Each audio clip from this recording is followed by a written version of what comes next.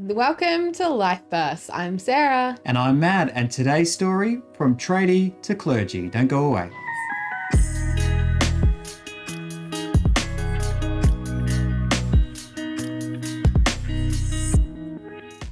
Yes, welcome to Life Bursts. Today we are chatting with Russell. Thank you, Russell, for coming in on today's show. Thanks for having me on.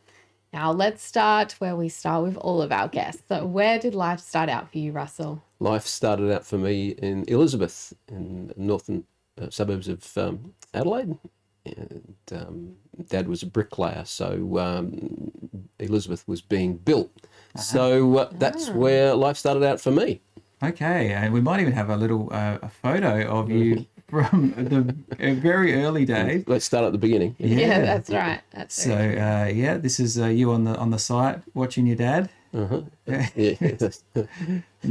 So you grew up. Did you have siblings around you? Yeah, that's right. This photograph was almost 60 years ago. Wow. I had two sisters and a brother, but I've just had an older sister at that point. One of my very earliest memories was being woken up from a nap by my father and being taken out into the bright sunlight to see his brand new car, 1960. It would have been 1965 E.H. Holden. Ooh. And there's a photograph of that. Yes. My sister. Right. I remember that day. I remember seeing that car and being really excited about it. So. And we know this is an old photo because you've tinted it in black and white. Black and white. Very nice effect. Yeah. Okay. Elizabeth now is a really built up area. What was it like growing up when it wasn't so built up? It was really actually a lot of fun. It was really like being on the edge of the country. We were in the burbs, but we used to go for long hikes, my friends and I, up into the hills. At One Tree Hill, for instance, we used to go for hikes and walk through the fields and have a lot of fun, get up to a lot of misadventure. Right, yes. Any stories there you can tell? I just remember one time walking across a farmer's field, and he started chasing us, and we managed to get to the fence just before he did, so and got through. Yes, I did do that one again. So, growing up with one sister, how did that go? Did you go do separate things, or find what common interests to play together? Yeah, we did. My sister and I, all my siblings, we all got on very well, and we actually moved when I was about 10 years old. We moved from Elizabeth to Fairview Park, the Tea Tree Gully area. And that was perhaps even more adventurous because we had a big reserve and a big creek right next door to us. So we used to go for great adventures through the creek, catching yabbies, doing all the things kids love to do, and getting dirty and coming home late. So. And now that is also a now built up area as well. And Indeed. That's closer to the hills than Elizabeth. Indeed. Did that hiking continue? Yes, I finally got a bike, my very first bike after we moved to the Tea Tree Gully area. We used to go on bike hikes, and one of the favourite places to go was up to the Little Parra River, and there was certain ponds that was all downstream from the Kersbrook Trout Farm. So we used to camp, set up our tents and catch rainbow trout in the ponds. I think there's a photograph of one of the ponds we used to camp at regularly, catch rainbow trout, and fantastic memories of great adventures as a kid, going up and camping out and wandering through the hills. Yeah, did you just do that as kids, or did your folks go with you? No, only as kids. No, it was a group of friends. I had a friend, Stephen, Ken, Michael. We just get together and go up and pitch tents and camp and have a great time. Yeah. Things you just can't do so easily nowadays. No. Yeah, great adventures.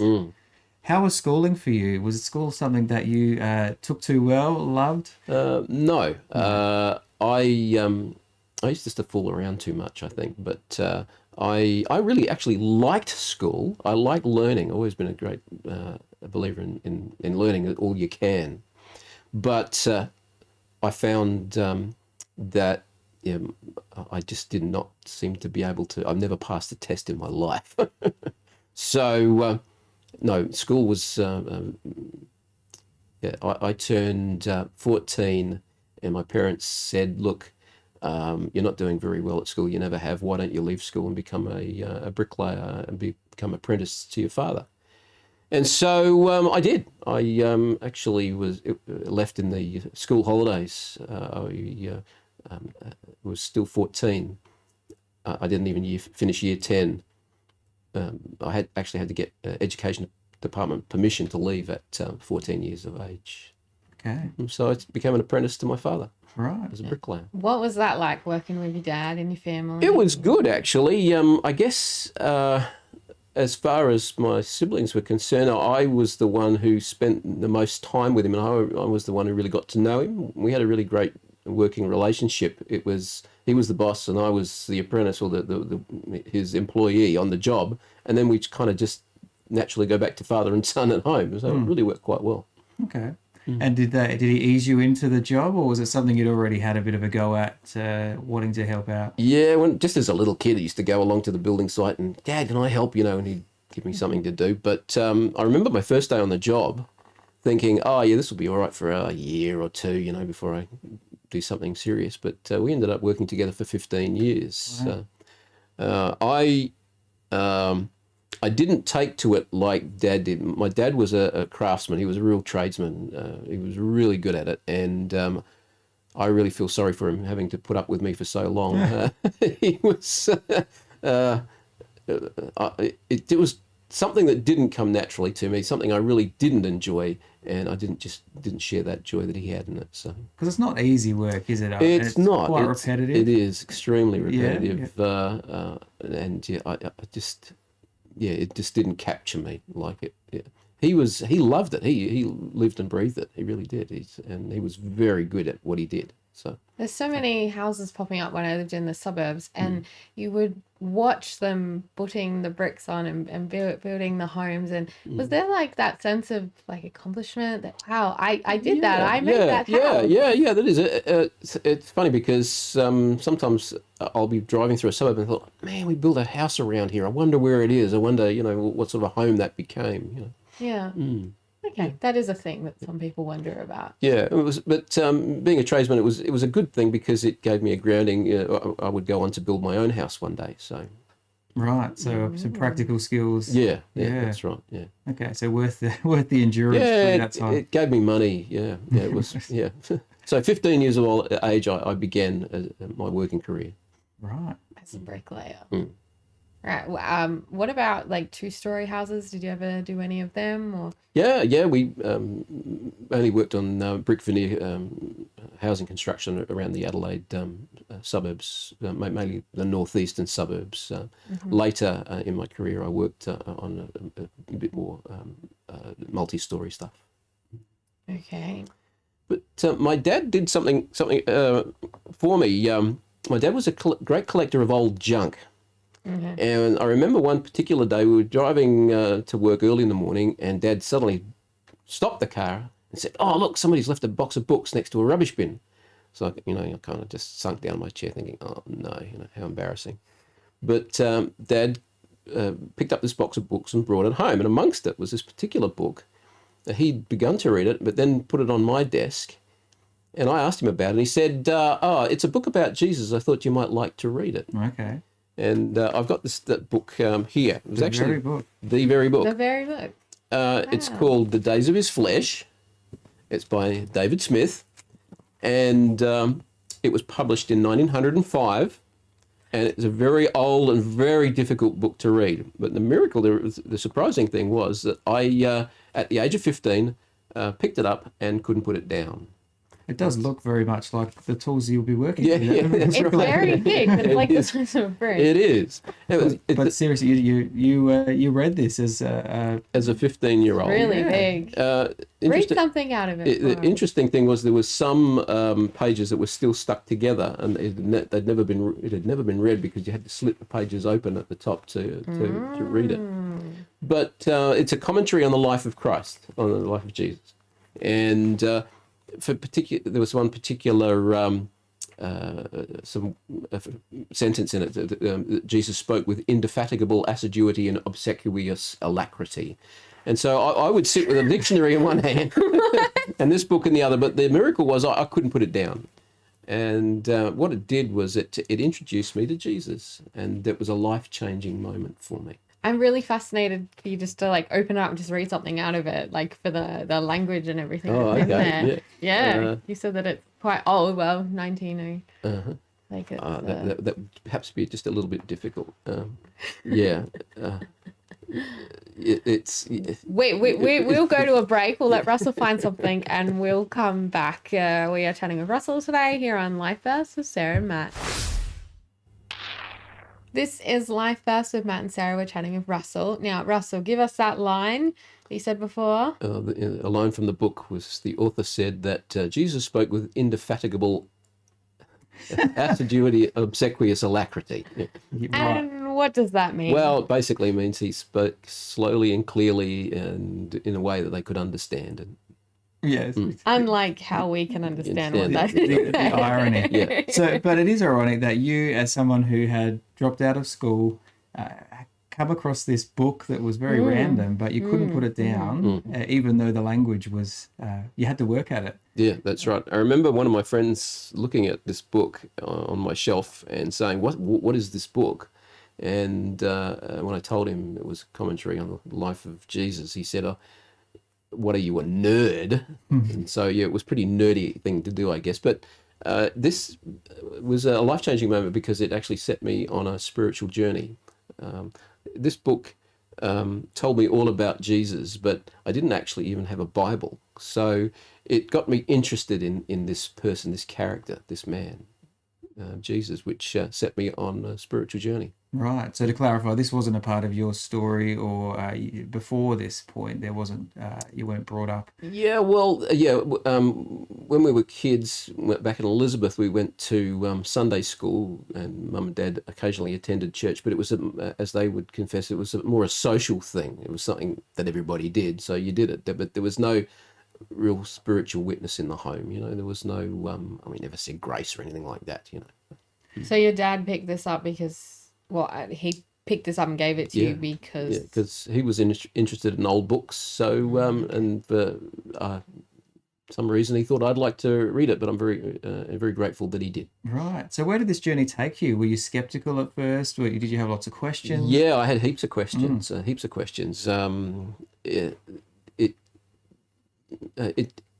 I said, the book introduced me to Jesus, but I was 15 years old and let's face it, 15, 16, I suddenly realized, hey, there's women out there, you know, and puberty and all the stuff that goes with it. And I had bought my first car, really fast car, and started running with a fast mob. And so went out. What was your car?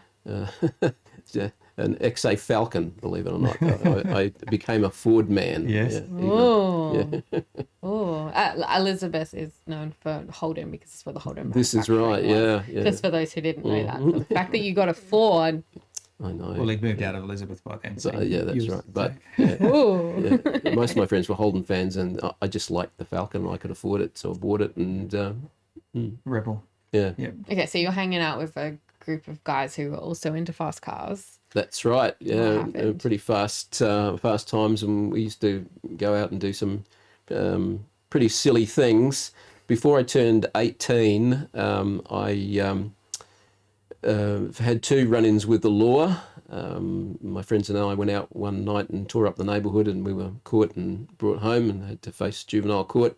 The second time we did something even just a little bit sillier.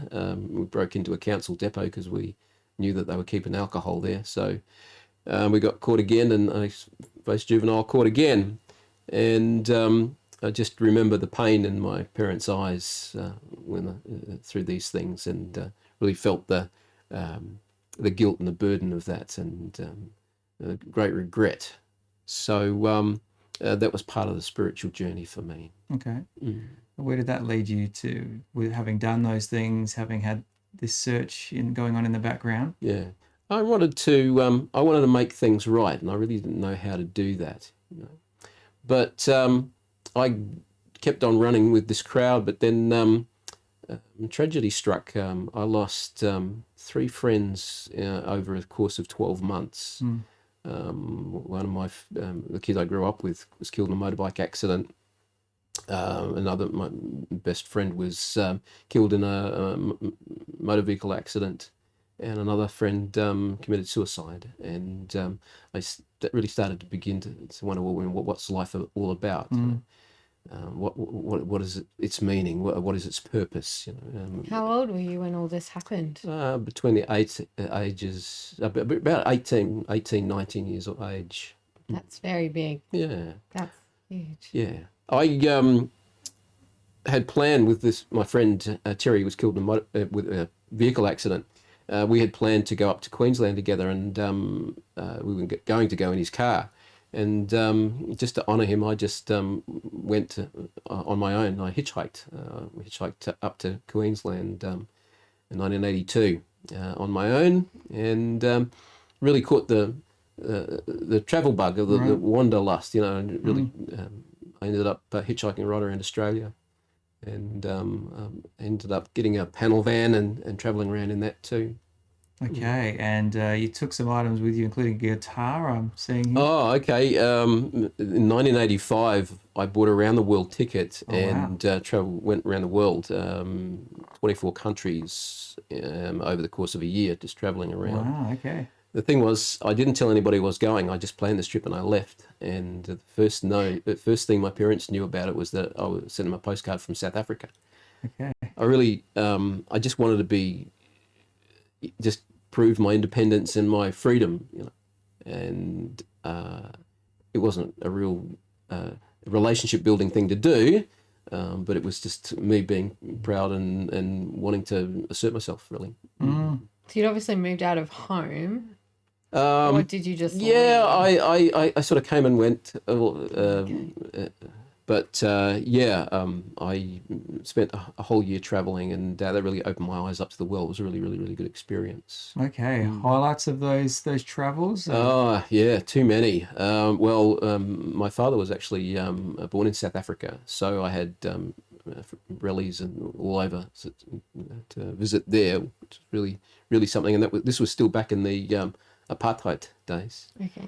Then I did Europe and North America, and highlights. Oh gosh, too many. But I love Canada. I bought a bus ticket across Canada, and that was really good. Yeah. Okay. Why do you like Canada?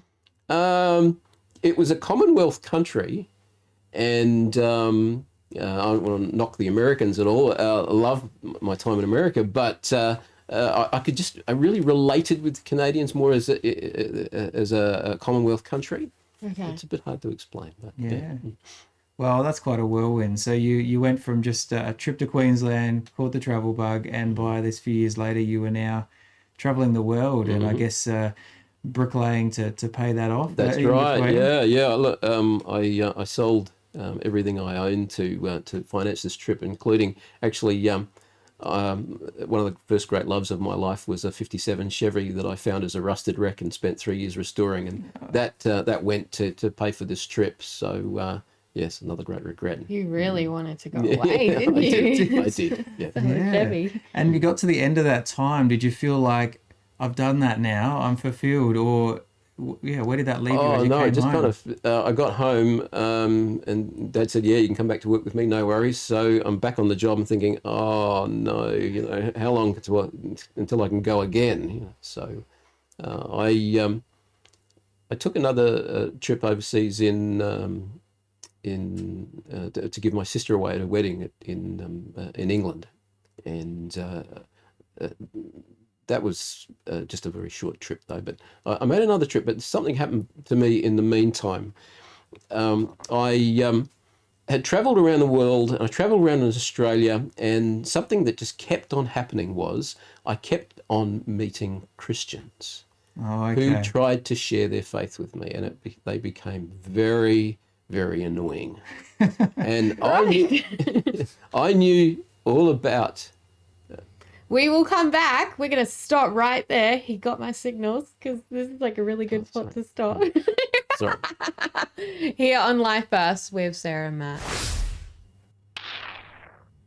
This is Life Burst with Matt and Sarah. We're chatting to Russell today. And Russell, just rewinding a little bit before we get to those annoying Christians that you encountered, back after those tragedies with your mates passing, and you discovered another part of South Australia that's been really special to you. That's right, yeah. I discovered Goolwa. I went down with a couple of mates for a weekend.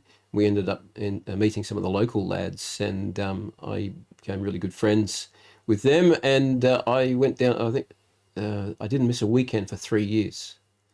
And so I ended up buying a block of land on Goolwa Beach there, and I put a shed on it, and I used to make that home, live in my shed. I did that for many years until the council found out I was living in it. And I made that home for many years. Eventually, one day I would build a house on that block of land, but I just used to live out of my shed without power or running water, mind you. Real camping or glamping. Yeah, Sort of. yeah, I used to love it. Right. So it was from there that you then got the travel bug. You did the overseas trips.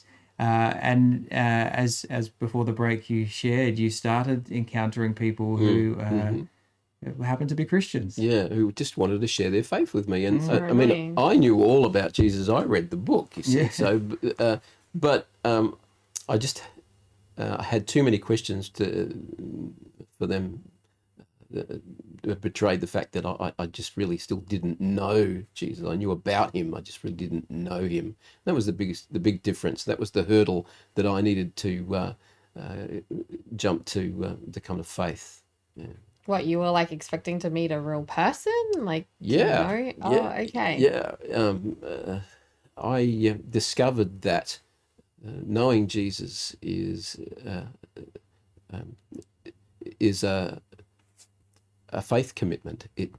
We believe that Jesus lived and still lives, and he lives in our hearts. He lives inside us, and that's what I needed to discover for myself. Oh, so you were thinking that you were going to meet like a real person on earth, hands, feet, like you. Yeah, no, I know. In a spiritual sense, I know that it's a relationship, because Jesus is. Jesus gives me a relationship with God. So did that those promptings from others, how did they affect you? They got you thinking and reading and searching again? Yeah. I just realized that these people had something I didn't have. Right. One particular friend, he was actually my sister's flatmate, and her name was Sharon, and we became pen friends. And at first I managed to convince her that, I was a Christian. I kind of owned that tag because I'd read the book, see. But we would write to each other, and she knew that I wasn't, had made a commitment to follow Jesus. And so she would just gently encourage me. And one day she actually wrote to me, she said, Russell, there's a church out there, there's a church family missing your participation, missing you. And that really struck me. I thought, I'm sitting on a fence. I really need to make a decision. If I believe that Jesus lives, then am I going to make a commitment to follow him and put my trust in him? Okay.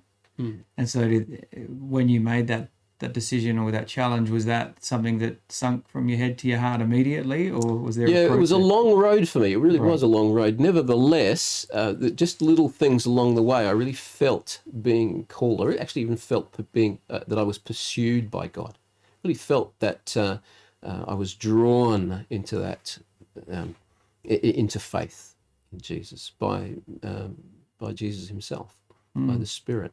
So did you like take a leap and go and visit a building like a church, or did you just that's basically how it is. I was down at Goolwa one day, and I felt there's a lot of things that happen, too many to describe, but I was in my shed, and I felt that I really ought to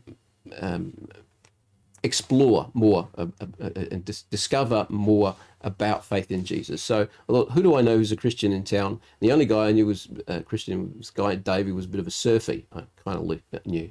And so I went along to his church one Sunday morning, and there were some young people there, and they kind of welcomed me in, and I just began to learn more. And I finally got myself a Bible so that I could actually read for myself the Gospels and find out about Jesus through the Gospels. Wow. So quite a journey that led you to that point, and you're still bricklaying at that time? Yes, I was still bricklaying at that time. A few things happened after I came back from my travels. I was working with my father, and we were actually building a house for my sister out at Golden Grove. And Dad was standing right behind me, and he'd said something and then sort of stopped mid-sentence, and I turned around just to see him fall. And he'd had a massive heart attack, and I kind of scooped him up, and he kind of convulsed, and he was gone. Just he died there in my arms on the building site. Wow. And that was, again, a very life-changing experience. But I had at that point made a commitment to Jesus, and I really felt carried through that experience, and I really felt that God carried me so that I could carry my family through the grief of that too. Yes, I was going to ask, how do you go home that night and tell your mother and your siblings that their father has passed away, but passed away in your arms? Like, how did you do that? What happened? That was tough. We all met at the hospital. It happened about mid-afternoon, and so we all managed to meet together at the hospital. And I was in the nice pastel room waiting for the doctor told me that he was gone. And then slowly, my mother arrived, and then my sisters, and then my brother, and we all managed to come in and and share the grief. But the one huge difference was I had this relationship with God that just gave me this awesome peace and a tremendous strength too. And I just found that prayer, which is just simply talking to God, made all the difference for me. So you didn't get angry at God? You didn't? No. But your dad was gone. No. How could you not be angry? He wasn't here anymore on earth with you, and he should have been here because that's what dads are for. They should be here. No, I've never been angry at God. I see being angry at God pointless. All life belongs to God. All life returns to God. It's being angry at God is really futile. If we know God, know and understand that life is transitory, death is a part of life. We're all going to have to face that, and the best we can do is face it with courage and strength. Anger doesn't achieve anything. So do you believe that your dad has gone to heaven to be with God? That's between him and God. I can't say. I would like to think that the commitment or that he made, that the beliefs that he had are I was just meaning in general. Yeah, Just saying right, you're a Christian. Do you believe that he's gone Yeah. to heaven and that we go to heaven and stuff like that? That's it. We all make our own choices in life. We're all accountable only for our own decisions before God. So, So even as a fairly new person who's committed some of this to heart, you that carried you through a really significantly difficult time. Yeah, it did. Yeah, I had a tremendous peace about it, and I guess it's important to when you put your trust in God, you trust God with everything, life and death, and I really felt that just God blessed that simple trust. Wow. Well, thank you for sharing that and being Yeah, honest. thank That's you. a difficult thing to go through. But we've got more of your story to share as to where you went on from there. So stay tuned. More life bursts to come right after this. Welcome back to Life Bus with Matt and Sarah. We're chatting with Russell today. And for those who are watching the show, either on community television or YouTube or Facebook, we're going to put up a picture of Russell's dad. Now, for those who are just listening to it, talk us through the picture, Russell, that we've got up on the screen of your special father. Yeah, that was a picture of Sydney Leonard Mallet. He was it was 58 when he died, so that was just taken probably about a year or two before. And Dad was a connoisseur of fine red wines. He had a wine cellar, and at one count about 700 bottles. So he liked his red wine. Wow. Now, you were saying just off recording that the passing of your father sort of freed you up a little bit more, and you met your now wife. So tell us how you met her. That's right. God gives beauty for ashes, it says in the Bible. And it means that if we give him our ashes, he'll give us something beautiful in return. And out of the ashes of a 15-year working relationship with my father, God gave me a wife and a family. I worked on my own for a while, and I didn't like working on my own, but I discovered that there was a group of Christian tradesmen who used to volunteer their time to work on different projects. And so I joined Mobile Mission Maintenance, MMM. And I went to Victoria, worked over there, and then I went up to Sydney. Heard that they were building a big community centre. And so I went up there. It was about 300,000 bricks. It was a really very big. Wow. I thought, I'll give it 3 months. So I went up there, and I was billeted with a family. Greg and Janine were their names. And I arrived on the 1st of September 1992. And on the 4th of September 1992, Janine said, look, some of the young adults are getting together and they're going to go to the movies. Do you want to come along? I said, sure. What's movie is playing? And she said, well, what I thought she said was Strictly Boring. And I Some thought, might say what that a movie strange name for a movie. Oh, all right. Anyway, I thought, okay, well, I'll go along. Yeah. So went along to the Roxy Cinema at Parramatta, approximately 7:15 on the night of the 4th of September 1992. I was just standing there in the doors, the big doors there, and in walked Janine's younger sister, Vanessa.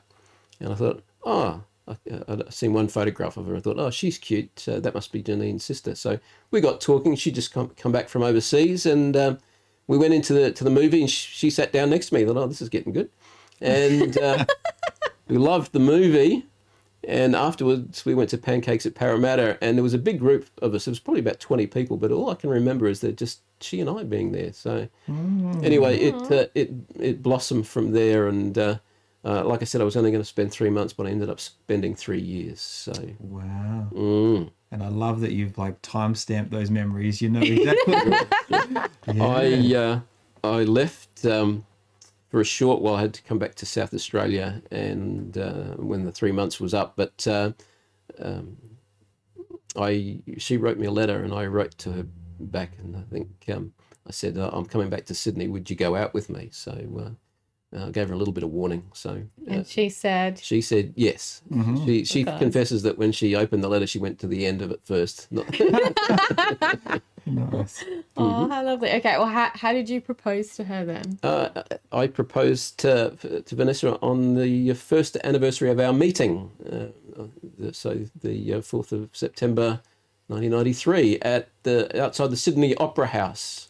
It's really, we went out for the evening, went out to dinner, and then we walked down to the Opera House, and a show had just finished, and there was just this mass of people walking out of the Opera House to go home. We were the only two walking towards the Opera House, and I kept on saying, could everybody please leave? Vanessa and I want to be alone. So we got lots of chuckles about that.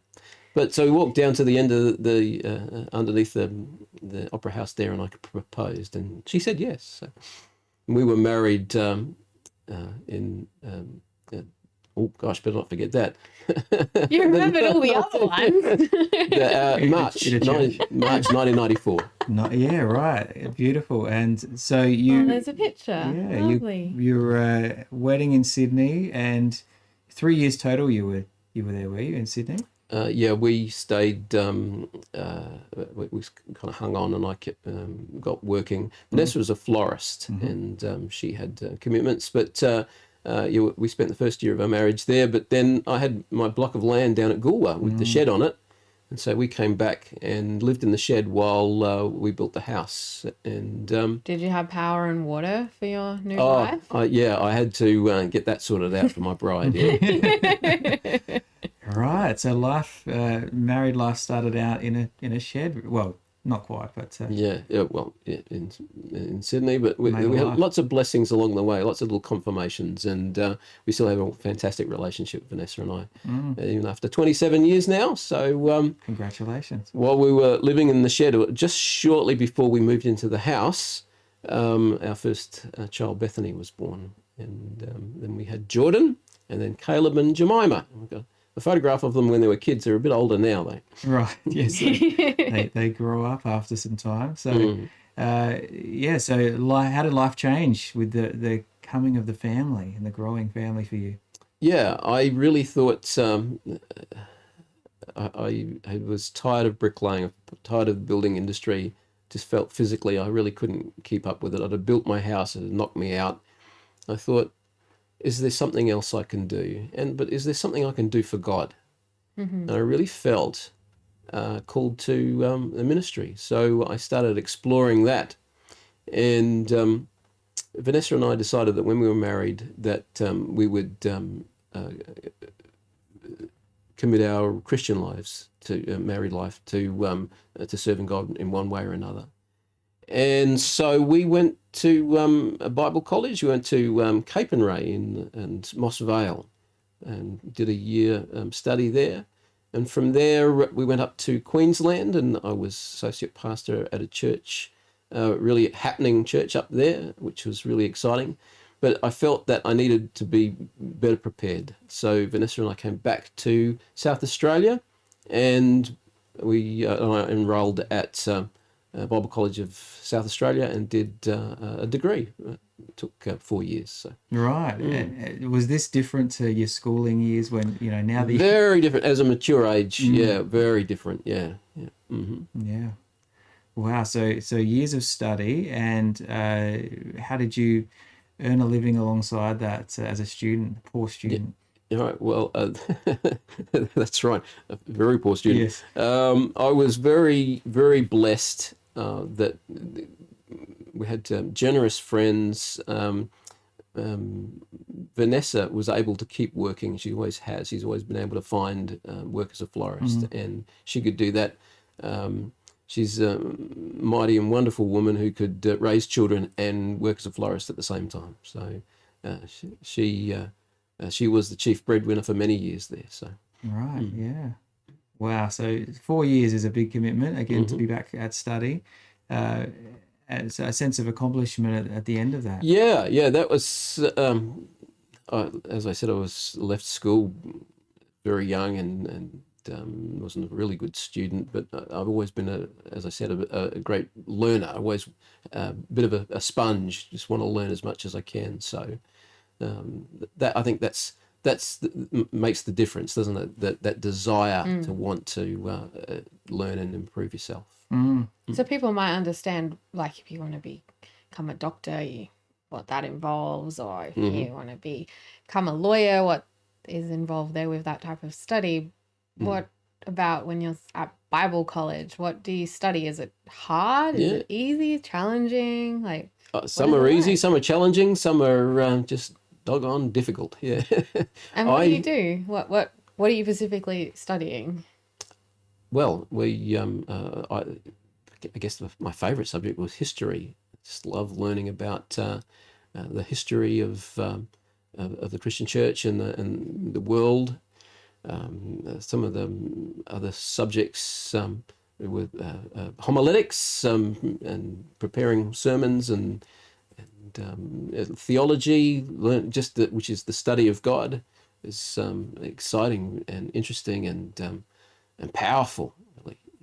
And how fluent is your Greek and Hebrew? Are you? Thank goodness for software programs that can do it all for you these days. Yeah, Right, yes. Mm-hmm, yeah. Good. I do admit I struggle with the languages, even though I really, really, really liked it. Really loved discovering them. Yeah, well done for getting through. And we're going to find out where Russell went from there right after this. This is Life Burst with Matt and Sarah.